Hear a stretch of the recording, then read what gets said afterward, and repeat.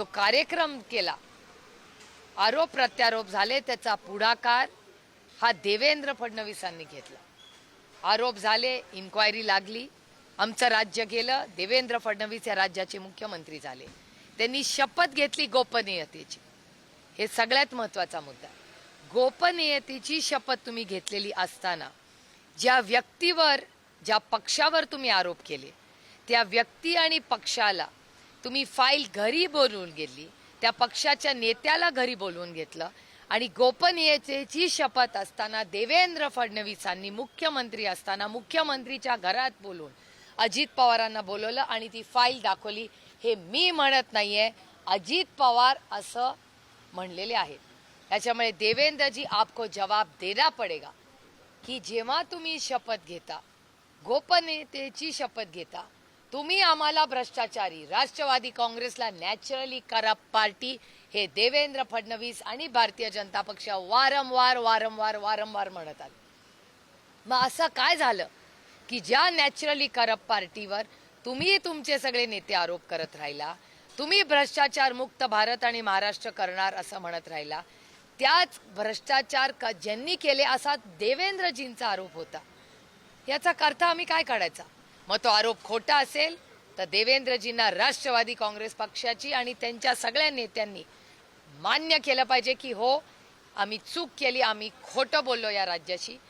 आणि अजित पवार जे म्हणतायत की गोपनीयतेची शपथ असताना देवेंद्र फडणवीसांनी अजित पवारांना फाईल दाखवली ज्याच्यात अजित पवारांचीच इन्क्वायरी होती, हा गुन्हा नाही आहे या राज्यात, या देशामध्ये. हा देश कुणाच्या मनमानींनी किंवा अदृश्य शक्तीच्या मनमानींनी चालत नाही.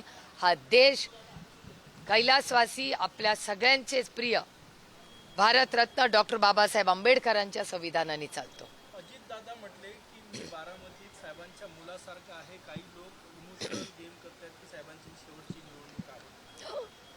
अरे, साहेबांची शेवटची निवडणूक आहे असं कुठला दुश्मन म्हणतोय? असं कधीच कुणाबद्दल बोलत नाही. अरे, तुम जियो हजारो साल के दिनो 50,000. हे शॉकिंग आहे जर स्टेटमेंट असेल तर. असं एक तर आदरणीय पवारसाहेब इमोशनल कधीच दाखवत नाही. कुठल्याही नेत्याला इमोशन्स दाखवायला अधिकारच नसतो. त्याच्यामुळे आणि गेल्या 6 दशकाच्या राजकारणात शरद पवारांनी कधीही इमोशन्स वगैरे या गोष्टी कधी केलेल्या नाही. त्यांनी कर्तृत्वावर, कष्टाने आणि विकासावरच मतं मागितलेली आहे. आणि मला तुम्ही म्हणताय, हे मी ऐकलेलं नाही स्टेटमेंट, प्लीज हे दाखवताना पूर्ण रेकॉर्ड करा. दादा म्हटलं मी मुलासारखं आहे साहेबांचं. अर्थात आहेच ना, आम्ही कधी नाही म्हणले. आणि पुढे पण तुम्ही काहीतरी बोलला, मी मुलासारखं आहे आणि मी जिंकणार. काही लोक इमोशनल राजकारण. नाही, पण अजून काहीतरी तुम्ही बोलला. तुम्ही म्हणला की शेवटचं इलेक्शन असं शेवटचं निवडणूक आहे साहेबांचं असं म्हणून काही लोक इमोशनल करतात. हे पवार साहेबांचं आयुष्य किंवा कुठल्याही व्यक्तीचं, अरे विरोधक असला म्हणून काय, मलाही वाटतं की मोदीजी 100 साल नाही 200 साल जिये. अरे विरोधक असला म्हणून काय झालं? त्याचं शेवटचं इलेक्शन हे आमचे संस्कार नाही हो.